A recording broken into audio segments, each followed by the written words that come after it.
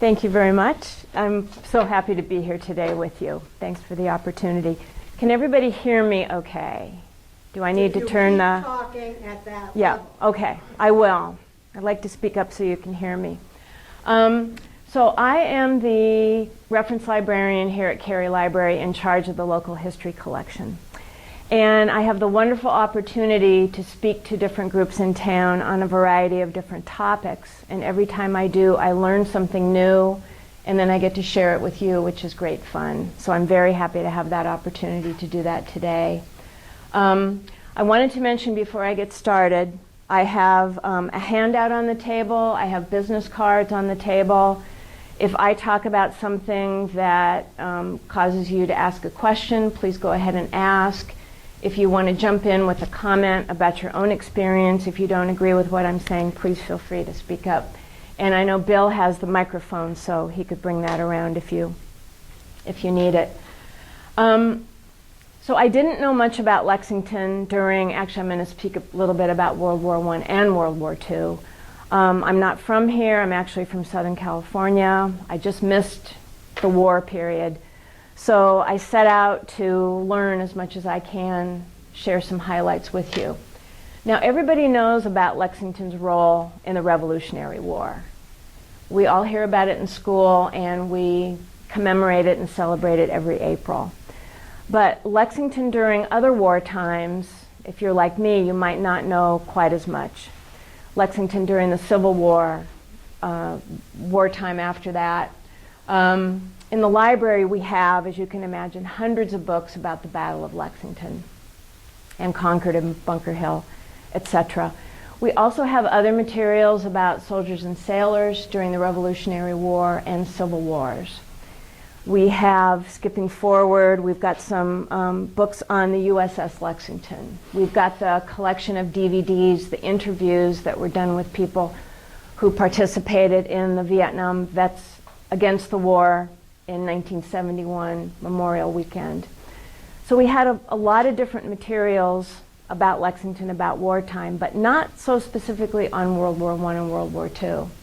So I needed to set out to educate myself so that then I could share with you some highlights.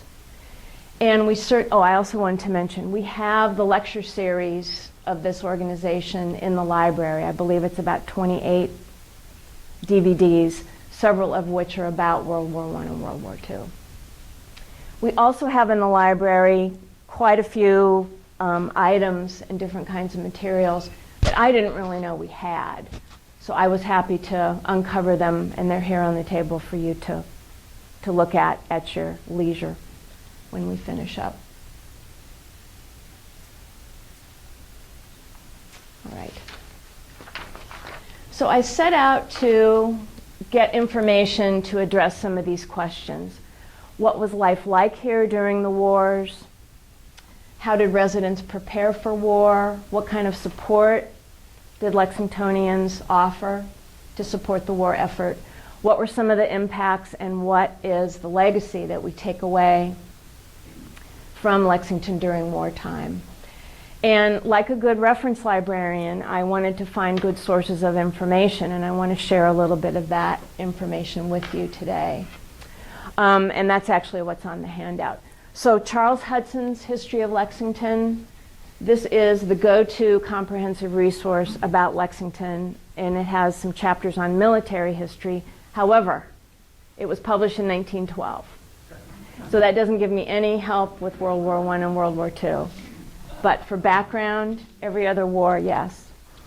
On the other hand, Richard Collins' book, which is quite a bit smaller, is more up to date. And it does talk about Lexington during World War I and II, the period in between the wars, and Lexington's growth and development since then, really up through the 1990s. This is a great little book. I also, at the end of the table, we have Lexington High School students write research papers every semester about some aspect of Lexington's history. And quite a few of them were on World War I or World War II, and I was thrilled to find them because I hadn't really noticed that we had them. Not only are the papers great, but the footnotes and the bibliographies are really good. So then I could go from there to find some more information. One of the things the papers mention is materials at the Lexington Historical Society. I think they have quite a collection of a variety of things from the wars that people have donated to them. So if you ever wanted to see what they have, that would be pretty great. The Lexington Minuteman newspaper, I could have sat for weeks reading microfilm. I brought in a few examples, and I'm going to project a few articles that I found. But we have the Minuteman here on microfilm dating back to 1871. And to get a real insight into what was going on week in and week out, what the topics were, this was just a wonderful resource for all of us. And like I said, I'll be highlighting a few things there. And then in the library, we have the Edwin B. Worthen collection. Has anybody heard me talk about that collection before? Great. So these are materials, not books, documents, correspondence, photographs, slides that Mr. Worthen donated to the library in 1976. We didn't really know what we had. I was lucky enough to be project manager for a grant-funded project to organize and catalog the materials. We finished that a couple years ago. So now all of a sudden I find all these wonderful things, some of which are on the table. And I also, as I told a couple people here, and now we know where to put them back. They're so well organized, which has always been a problem in the past. I mentioned that we have your lecture series on DVDs. And I think the greatest local resource would be any stories that you have to share. Maybe growing up in Lexington, living here during wartime, or any community like Lexington. Maybe there's some family stories that you'd want to share if you feel like it. Okay, the last thing I want to tell you about by way of background. I gave a talk to the Field and Garden Club back in January. And I thought I would look into the history of civic and social organizations in Lexington. I couldn't believe how many organizations there were, established kind of in the 1880 to 1910 time frame, similar to the Field and Garden Club. And I thought, my gosh, this town loves to get together and have clubs, have different organizations. And it made me stop and think that that civic-mindedness, sense of community, is what maybe got people to muster on the Battle Green that April day. It got people to start honoring, commemorating the battle, organized the 1875 centennial of Lexington that brought 7,000 people into town when there were only 2,000 people living here. Got Patriots' Day recognized as a holiday, which I love. In the corporate world, you do not have Patriots' Day off, by the way, so that's kind of nice. The 200th anniversary of the town in 1913, the 300th anniversary this past year. This legacy of organizing and community involvement seemed to be big in this town. And maybe other towns are like this too, but it really struck me. So I developed a few generalizations about Lexingtonians that I wanted to run by you. They seem to be very independent-minded, but also very civic-minded, with a lot of community spirit. Might seem cautious at first, but are prepared to act. When called to serve with great enthusiasm.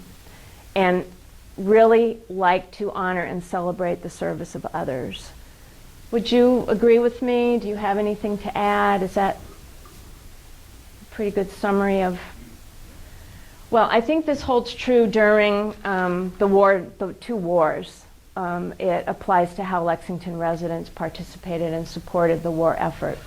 So that's kind of the theme I'm going with during these next few slides. And I have about 30 minutes of material to show you, but please feel free, as I said, to interrupt at any time. When war broke out in Europe in 1914, of course, as you know, the United States was neutral, although many Americans felt an affinity for the Allies, and that certainly was the case here in Lexington. In fact, that first pageant of Lexington in 1915 wasn't about commemorating the battle. It was celebrating a century of peace between the United States and England. As war continued, there was debate about whether the U.S. should stay neutral or prepare to get involved. And Lexington fell on the side of preparedness. There were articles in the Lexington Minuteman as early as 1914 urging Americans to pay attention, consider being prepared.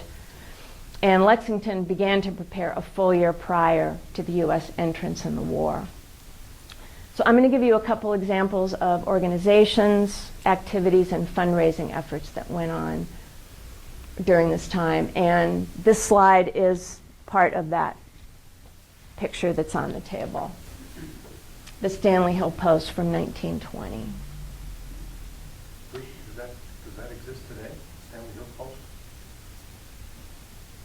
I don't think so, but I'm not sure. This is Stanley Hill Post number 38. What's American Legion? It's American Legion, so I'm not sure. When we moved into this library, we had boxes and boxes of scrapbooks from the American Legion Post, which I actually gave to the Historical Society because they'll take better care of them. And I think they were up through the 1960s, if I'm not mistaken. Yes? Did you happen to run across the demographics of Lexington at that period? Because it would have had some effect on whether people wanted to go to the war or not, etc. Absolutely, and I didn't look into that. There would be information, I think, in Dick Collins' book, because the town was changing during that time period. It was growing population-wise, but there was an influx of, it wasn't just people, yes, exactly. There was an influx of laborers, and the ethnicity of the town started getting a little more diverse, as a matter of fact. A lot of Irish and Italians started coming to town about that time. Right, exactly. And what effect that had? Yes, Bill? Linda, on that big picture there, can you do different things today with these fancy digital cameras and move them around, or Photoshop kind of things, or you don't want to interfere with the old picture? Well, you can, absolutely. Now, what I did for this photo was, I don't have a scanner that's big enough to do anything with that whole picture, so I just took a picture of the picture and have it up here. We don't have like a huge flatbed scanner here in the library, but you absolutely can do just about anything these days. Not me personally, but okay, so there were lots of organizations in town, as you can well imagine. I just want to mention one in particular with the longest name. I'm just going to call it the Society, but it was the Lexington branch of the Special Aid Society of American Preparedness, and eventually got absorbed into the American Red Cross, I believe, but we'll just call it the Society for now. And it was formed in 1916. By December 1917, the Lexington branch of the Red Cross had been organized. The Society was organized into different committees who gave classes on first aid, household economics, knitting, sewing, etc. And the board of the Society encouraged lots of other groups to get involved. So there were quite a few articles in the Minuteman talking about the Campfire Girls and the Boy Scouts getting involved with some of these activities. And I noticed a lot of emphasis throughout 1917 and 1918 supporting the war overseas from the home front in a literal sense. A lot of articles about women's contributions, women at home helping with rationing, with conservation and home economics. There's an article on, I'm going to show you in a minute, about how to turn all kinds of food scraps into soups and sauces and stews. Salvaging of waste materials, etc. Yes? Were these activities, learning about first aid and knitting and rationing and stuff, directed toward any recipient groups, or was it just in case something happens here? Actually, yes, and I actually have an example that I'm going to show you, because that was a question I came up with. What was happening with all these things? Who were they going to? And they were definitely being shipped overseas. And I'm going to show you, I don't know all the details of all the places that they were going, but they certainly were going overseas as well as I think helping out at home where needed. So a lot of focus on, we're all in the home army. When I think about this war was relatively short, and so not a lot of people going overseas. So it was really more the home support. And this is, if you can see it, this is from August 1918. This is an ad from the Minuteman showing a woman shaking hands with Uncle Sam. She's Uncle Sam's partner. Planting home gardens, producing more food, and saving food are wartime efforts in which women have cooperated loyally. And a quote further down, we're all in the home army. The home army here must help the fighting forces and home armies over there. 120 million allies must eat. So big emphasis on that in the Lexington Minuteman, really week in and week out.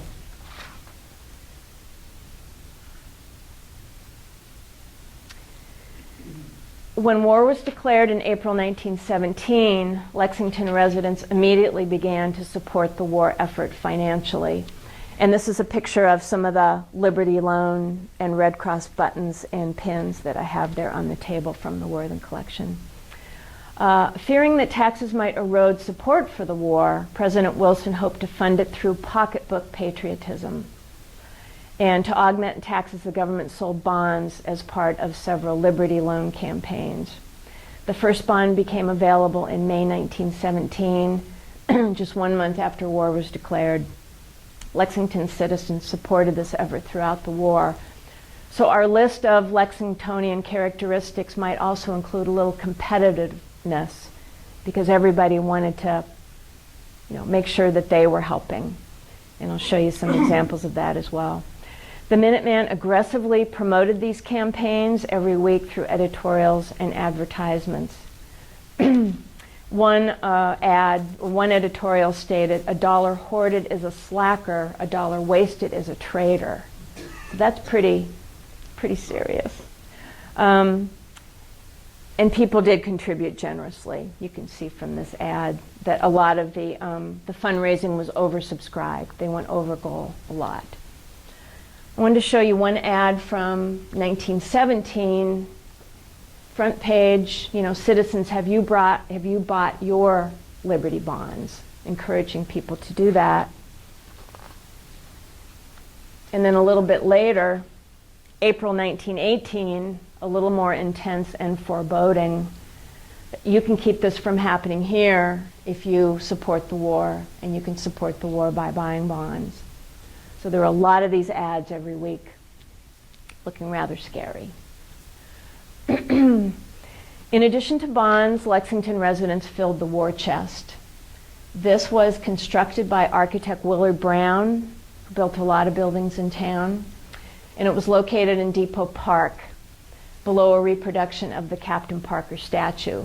And he's holding a banner that says Lexington should give $75,000, perhaps coinciding with the spirit of 1775 idea.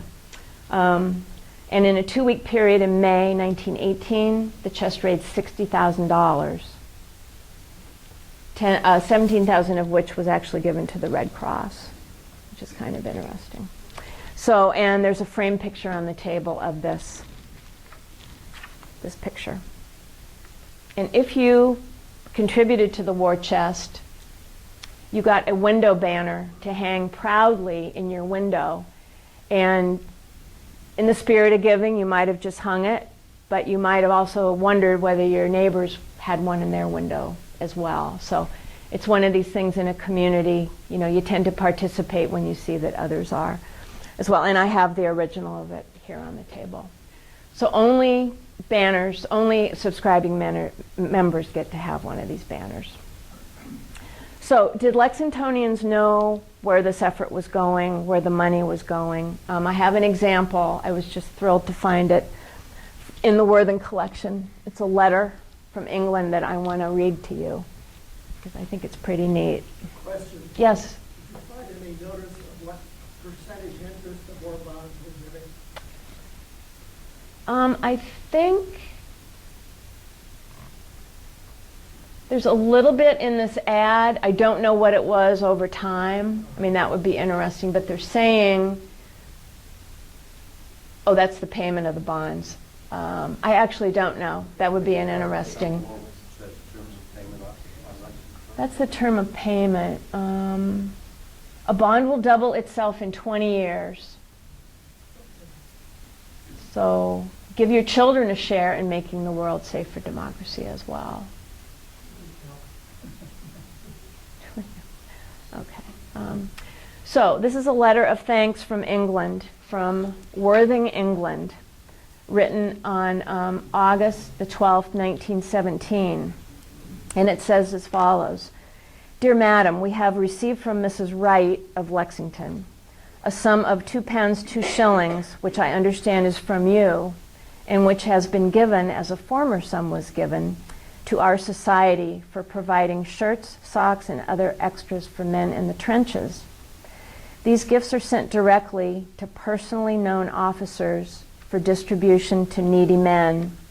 And I'm sure if you could read some of the letters we receive in return for the gifts, you would be pleased to think how much such kind gifts as yours are appreciated.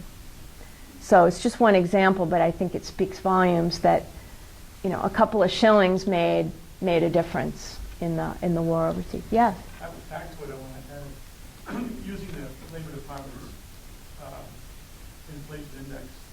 $75,000 is worth $1.25 million in current dollars. It's a lot of money. Wow. It's a lot of money. And the town was, in 1920, 6,300 residents. I'm sorry, in 1920, 9,400 residents. And by 1930, 13,000 residents. So not a huge town by any means. That's a lot of money to raise. So I just wanted to point out, I went on Google Maps, because I love these things, to show you where Worthing is. It's certainly right on the English Channel. You can see how close it is to the French coastline. And in fact, according to an article in the Worthing Herald, the German map for the invasion of England in 1940 showed that Worthing would have been one of the initial landing beaches. And during the Second World War, Worthing was home to several Allied military divisions preparing for the D-Day landings. So that kind of makes it, not only do we have this letter telling us about the impact, but to see where the letter came from was kind of striking to me. 200 Lexington residents served in World War I, and all but 8 returned. How many? 8. How many? Oh, 200 approximately. 8. All but 8. 8 did not return. 8 did not return. They were welcome home from the same place where they were sent off on the battle green. So in the Worthen collection, we've got these 2 half of slides, and I'm thinking maybe the full photograph might be with the Historical Society. But I figured, oh well, 2 halves, it gets the point across. There's a lot of people come home and a lot of people greeting them. The 1919 town report, which I have on the table, had a biographical description of each of the 8 men who did not make it home alive. And they're honored in several places in town. And one of the soldiers who died was Stanley Hill, so the post was named after him. After the war, like most surrounding communities, Lexington benefited. Yes, sorry. Just a little comment. Yes. Did Lexington High School always has Lexington High School graduates who were killed in action during World War I and World War II? The little plaque for all their names. Oh, nice. Oh, nice. Thank you. Yes. You know, it's sort of interesting, we're seeing this picture on the green, the sailors there. Mm-hmm. Not much change from the uniforms in 20 years. No. My brother went into the Navy in 1940. I think it was November of 1940. And in his picture from Great Lakes Training Center, it's exactly the same. It's like I can almost see him there.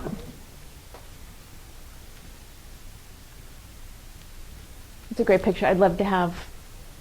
When I was ROTC cadet camp in 1939, we wore the same uniform. I like that one.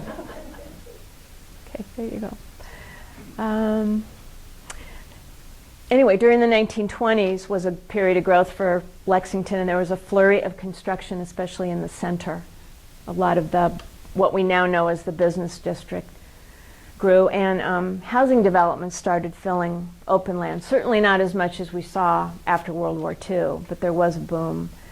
And like I said, in 1910, the population was 4,900. By 1940, the population was 13,000. So that's quite a period of growth for the town. Now, in the 1930s, Lexington suffered economically like everywhere else, but it does not seem to have dampened the basic civic-minded, community-minded spirit of the town, from what I can tell. This is a picture of Patriots' Day 1935. It seemed like, I don't know, maybe it's not, certainly not as huge as some of the earlier ones, but there's plenty of people out there supporting the town, recognizing the battle, and a lot of people in parades. I've got quite a few pictures of this actually in the collection. I was just showing you one, but there's a lot of snapshots of people in different kinds of uniforms marching along. I hate to interrupt, but I would Yes. like to ask, in your World War I newspaper stuff, was there ever any mention or discussion of draft versus volunteerism? I didn't see that in the paper. I wasn't really looking for it, I have to say. But if I think about other discussions that I've read about in this town, I'm sure there was quite a discussion about it, I would think. Anybody else? Okay. So now I'm going to switch over to World War II, and I love the picture I'm going to show you now. So here we have Captain Parker, which we've all seen a million times. We drive by it, walk by it. Some days we ignore him. But look at who's down in the lower corner there. This is an article from Life magazine, August 1940. And the title says, "The Martial Spirit, 2 American Towns Get Ready to Fight for the USA." The article describes and illustrates some ways that people in town were getting ready for the war. And it compares, or not compares, it describes what was happening in Lexington and what was happening in Hamilton, Ohio. And I do have copies of the whole article here on the table if you want to take a look. But I just want to read you a couple sentences. This is a picture from inside the article. And I was laughing, but also not making fun of it, but it kind of brought home some descriptions of Lexington to me. So from 1940, Lexington, Massachusetts, quiet, genteel New England village of clipped green lawns, cool trees, and trim white houses, is part museum, part suburban bedroom, rich with historical mementos and well-to-do Boston commuters. Hamilton, Ohio, is raw and sweaty by comparison, a farm-rimmed Midland factory town. But for all their difference, they're both American, and each town's plan for preparedness arrives from their traditions. Lexington is once again rallying citizen soldiers against invasion. So this is the perception of Life magazine of what Lexington's all about, and it feeds into that community spirit. I think that Lexington is special and different. Let's see. So in 1940, Lexington formed a civil defense committee that was later called the Committee on Public Safety. And they were one of the key groups for organizing all the activities that went on. Some people in Lexington, and maybe some others, believed it to be the first of these kinds of groups in the whole country. So there's that competitive spirit coming again. And this as well, an editorial in the November 1941 Minuteman stated, "If we don't take care of ourselves, no one else is going to do it for us. If war should come and anything should happen to anybody, it will be the fault of those who have not assisted in setting up a proper defense." So again, independent-minded, but we all have a duty to do.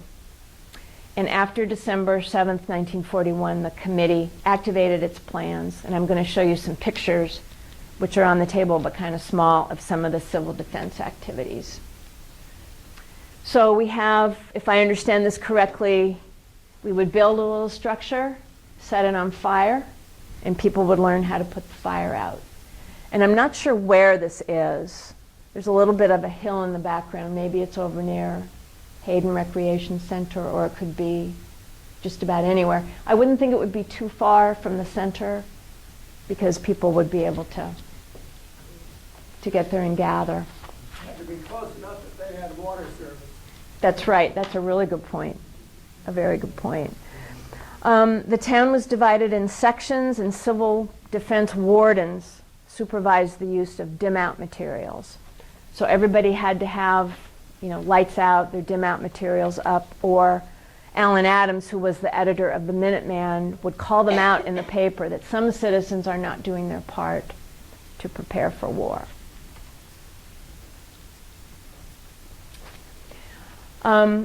Lexington also was one of 1,200 airplane spotting communities in New England. This is from the Boston Globe, 1942. This is a picture of our observation tower. It was taken in 1944. This was built in January 1942 on Robinson Hill, specifically on the 7th tee of the Lexington golf course. A rotation of 105 residents watched for German airplanes 24 hours a day, and the post remained on active duty until October 1943, when it became apparent that probably there were not going to be any incidences, but it was up for and manned for quite a long time. Now, not surprisingly, there were lots of organizations in town. I was just going to highlight a few things that the Lexington chapter of the American Red Cross was doing. By 1931, Lexington had formed its own chapter, as a matter of fact. And then by December 1941, first aid classes and classes on food and nutrition were being given. So again, there's that same focus that we saw in World War I about supporting the home front, but there was a lot more than that going on this time. Three of the major committees were the Motor Corps, the Canteen Unit, and the Production Committee. I won't read all the bullets to you, but I wanted to mention the Production Committee. They made bandages, socks, and gloves, and other clothing that were sent overseas. In school, boys and girls knitted small squares, and then teachers sewed them together to make blankets that were given to the Red Cross, who in turn gave them either to nursing homes here or hospitals abroad. One of my favorite pictures is here are some young men knitting some of those squares. And does anybody have any idea who they are? They don't want to be known. They don't want to be known. These two look like brothers, partly from the hair, kind of that curl down in the front. But the Junior Red Cross, yes? I'll bet if you ran that in large in the Minuteman, somebody would Probably. know somebody would know somebody in the beginning. Probably. It's pretty great. It's a wonderful, wonderful picture. I just love it. It's an awful lot like Bill Kennedy and me. Great picture. It really is. The Junior Red Cross enrolled over 2,000 Lexington junior and senior high school students who were involved with some of these projects. Some activities going on in town. Again, I won't go into detail, but a lot of rationing, as maybe some of you know about or heard your families talked about when you were very little. A lot of food shortages. Food was rationed. There were substitutes for different kinds of foods. Does anybody have any family stories to share about rationing? No? Okay. You used to collect the fat from bacon and things like that in cans and take it down to the local grocery store, and they would supposedly go out to help make lunch. When the kid was very effective. Yes, and I read that in a couple places, that the amount of grease and fat that was collected was quite something. Silver foil, aluminum foil. I do remember that broccoli was introduced to the victory garden. Nobody ever ate before that. Bill? What Bill was saying, in cigarette packages, they really use tinfoil then. And we collect tinfoil and ball it up along with excess butter and fat, Mhm. like that. Get into the movie break if you brought that in. Wow, that's pretty great. Yes, Carol? I remember the blackout shades on the windows, like how you make windows in our house, the little blackout shades, you know, and my job was to break the little things for the large to make the butter, you know, look like butter. Right, so you had to put something yellow in that oleo to make it look like butter? Yeah, it doesn't sound very good. Buckets of sand for the incinerator bar. Okay, Buckets of sand. buckets of sand, all right. Yeah, yes? I remember a neighbor had chickens roosting for eggs where his prize begonias used to grow. That's really something. It's allowed. Right. Okay, all right. So people found plenty of substitutes, and rubber tires and gasoline also were rationed. So if you had a car, apparently you were, encouraged not to drive it much, in fact, discouraged. And so that military vehicles and medical vehicles could be the ones to get the tires and the 35 And mile again. speed limit everywhere. It would be good to bring some of those lower speed limits back as far as I'm concerned. The Public Safety Committee asked every car owner to save a gallon a day as part of their patriotic duty. Fruits and vegetables were scarce, so people grew victory gardens, and any extras would be shared, swapped, or canned. And there was a Grange fair at Cary Hall where people would have, bring their produce or have pie baking contests or whatever it might be. So again, that spirit of duty as well as community. Every week the Lexington Minuteman had some article about Victory Garden notes, whether it was to share a recipe or give some ideas. Lots of Red Cross blood drives, those continue today. That organization is really just amazing. And then the U.S. Navy came to Lexington to establish a Mach 1 training school in 1942. To accommodate the trainees, several Lexington residents provided housing and meals to them. So I was just struck, there are so many small ways that people in town could help, even if it wasn't anything, it doesn't seem big, but just providing a meal to someone who was in school. Yes? Did you happen to come upon any information where Americans sent their hunting rifles and things over to England in particular to protect against invasion? I didn't come across that, but I wasn't looking for it per se. Is that something you've Well, I heard about? Or? was curious as to, yeah, I've heard about that. That could be a whole paper on how we help supply or at least reinforce the effort too. I think that's one of the positives of the NRA, never gets mentioned much. Australia remembers it though. Is that right? Okay. All right, so just a couple examples from the Worthen collection that are also around the table.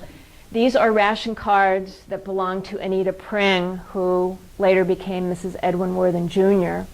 And we have an example of a gasoline ration card as well as just a general ration card. And these are the kinds of things I didn't know we had in this collection. Since discovering them, we've also taken steps to preserve them while they're in our new archives room, which is climate controlled. The town was also involved with scrap collection. This was kind of a big deal. You can just see some little bits of pictures here. In 1943, the Salvage Committee reported 18.5 tons of fats and greases had been collected.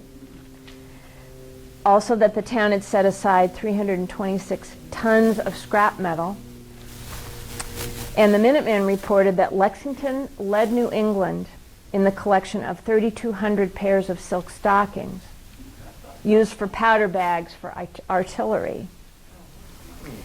The Boy Scouts and Girl Scouts were often in charge of these drives. Rubber, paper, tin, and junk metal were collected. And I remember from the 1950s, I don't really know why, but we had newspaper drives all the time.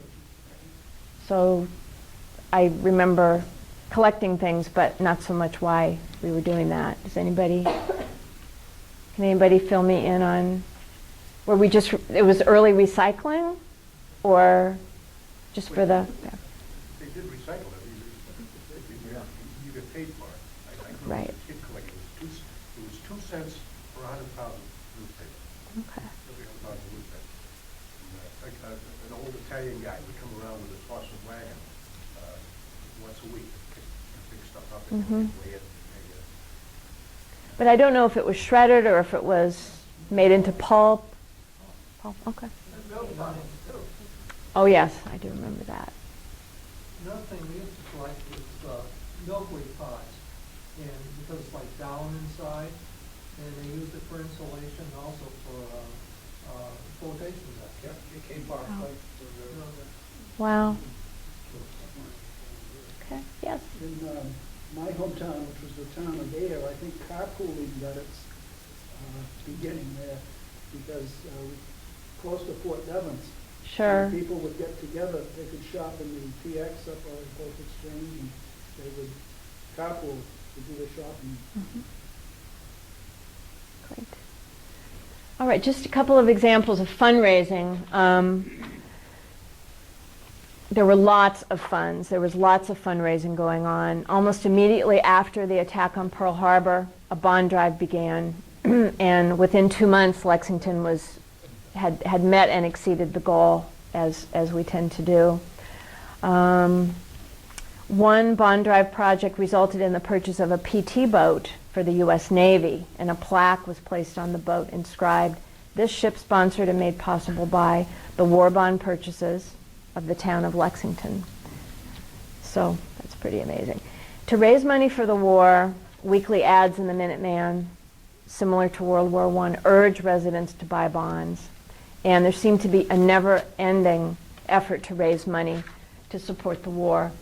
So there was an article in the October 1943 newspaper, a nice piece about the Girl Scouts with information about their activities, but even that included a fundraising request.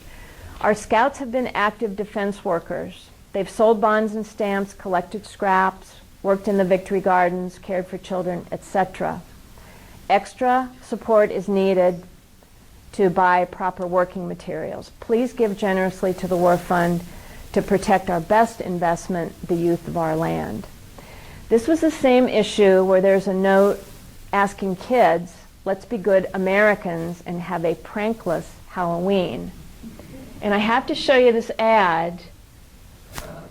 Every minute wasted in cleaning up after Halloween pranks will give no one a laugh but Hitler.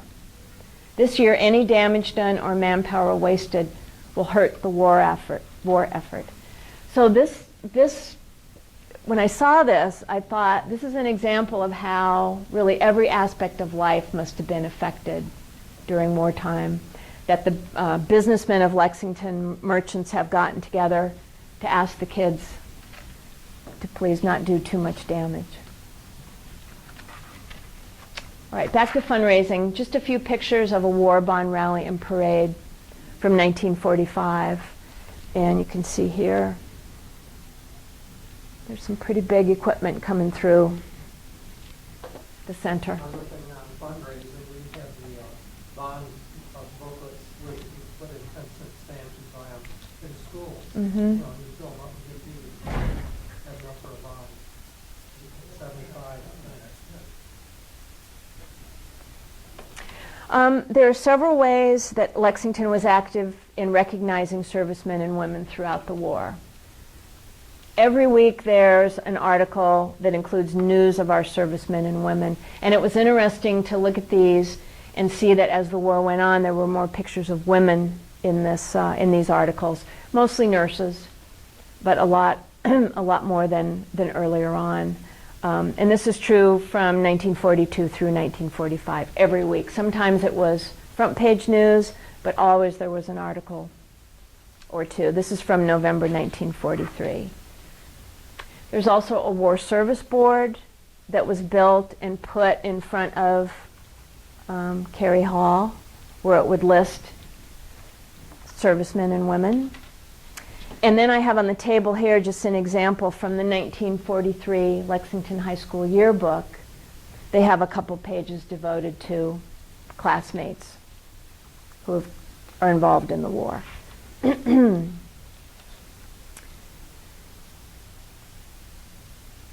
All right, so over 1,000 men and women from Lexington served overseas in every theater of the war and in every branch of service. And from what I read, 49 did not come home or died during their service.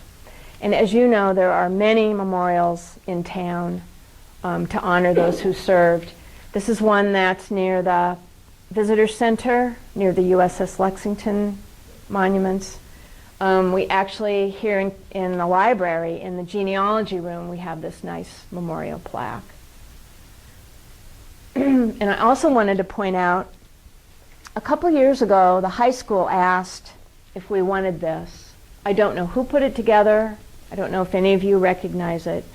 This is an honor roll of every person who served, and it's all alphabetical, calligraphy. It's just a beautiful book. The people at the high school didn't know who had donated to them. They didn't know who created it. They didn't know why it was put together specifically. But I said, oh, I'll absolutely take this, because someday I'll have a chance to show it off. And so here you are, and I get to show you. It's just a beautiful. Does anybody know anything about this book? I think, again, if I asked, I'd probably... I don't, but again, the story about that is Mm-hmm. amazing. With a large picture, you can see the Yeah. Photoshop. Somebody somewhere. Yeah, it's absolutely beautiful. I mean, every page has, you know, somebody... Exactly. And there must have been a few of these made, you would think, or maybe not. I don't really know. I'll let you know when I find out. Isn't that nice? Yeah. We don't have room for a lot of things, but that I wasn't going to say no to. On a more positive note, I have to read you a couple sentences from this article once the war ended. The headline, this is from August 16th, 1945, and the headline says, Lexington marks victory with unprecedented demonstration. Staid, proper, conservative Lexington, Lexington that rarely, if ever, becomes excited, and when it does, simply raises her eyebrows a little more.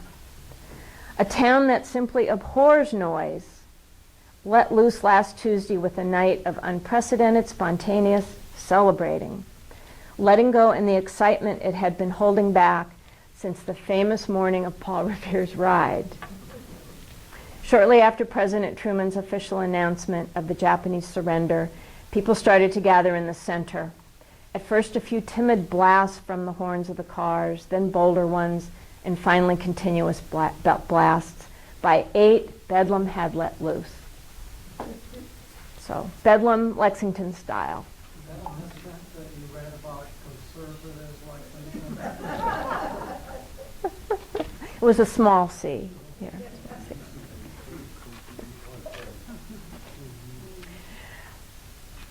After the war, unprecedented growth in town. I just put up a few of the population statistics. Similar with the rest of the country after World War II, tremendous demand for new housing. The baby boom generation came along, and most of that housing growth was concentrated in suburbs like Lexington. Lots for veterans housing were set aside. The tract of land that used to be the town's poor farm became veterans housing. That's on Hill and Cedar Streets. And some of the housing demand was met by a new type of multifamily construction, the garden-style apartment complex. So Emerson Gardens is an example of that, as is the Captain Parker complex on Worthen Road. There was also, as you know, expanded transportation network now around the town, infrastructure improvements in the town, and municipal building expansion. So this is the period of time when Lexington, like everyone else, grew rapidly, with some restrictions, of course, on how much and how it should look, because we want Lexington to still look like Lexington. And the spirit of civic involvement, pride, continued post-war, as you very well know. So some of the legacies, one of the positive legacies from war, if there can be something positive, is, I think, brings us back full circle. I talked about, I don't know why this keeps happening. Talked about some of those characteristics of Lexingtonians who are independent but civic-minded with a lot of community spirit. I think you'd agree that that spirit of participation continues today. There's lots of opportunities in town to get involved if you're so inclined. Volunteerism is very greatly appreciated. You know, in the library, not only do we have Friends of the Library and the Foundation who support us, but the librarians, we get to see how many nonprofit organizations use the meeting rooms, you know, including you. It's really quite impressive. So the spirit of volunteerism lives on. Veterans are honored. I mean, your organization does an awful lot. We have a lot of celebrations during the year to keep that going. Many ways to honor those who served. And this is a picture from Patriots' Day 1950, so just after the war. Thank you.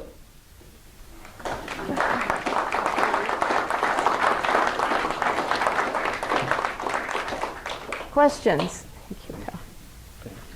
So, can I speak from us as an audience? That was wonderful presentation. I Thank you. appreciate the hard work you did. You could only have done that if you loved the job. Thank you. I had fun. I have a You made the question. Yeah, it's been about 100 years since World War I and 70 for World War II. And you represented the way the town people got together and did all kinds of things. How would you project this to the future 100 years from now? We've been over 10 years now in war on terror. Been a lot of wars, a lot of casualties and all. But the citizens, they keep things rather immune unless they have a family member. I think that's true. On the one hand, you know, it's nice not to have to think about war every day, even though we still have it going on. But you're right, I think it is not as obvious as it used to be. I think the spirit of participation is still high in this town. The 300th anniversary, you know, most towns have a day or a week. We had a year. So I think that spirit is still there, but I think that's a really good question. I don't know. I think your group and your veteran service officer are trying to keep some of the attention going. But it's not as obvious, and I think that's the same in the country, though. I think Lexington might reflect some of that. I would like to say, 100 years from now, I hope we're still as proud of America as we are now. I was thinking, yes, ma'am. In the article of August 16th, I think that you showed us near the end, just below the article that you read us, there was a notice about stricter regulations of low-flying planes. I can remember my grandmother and my parents talking about putting black shades in the house, and they had to pull them down at night during the war, so that if there were any enemy planes flying over the eastern seaboard, Right. they wouldn't see any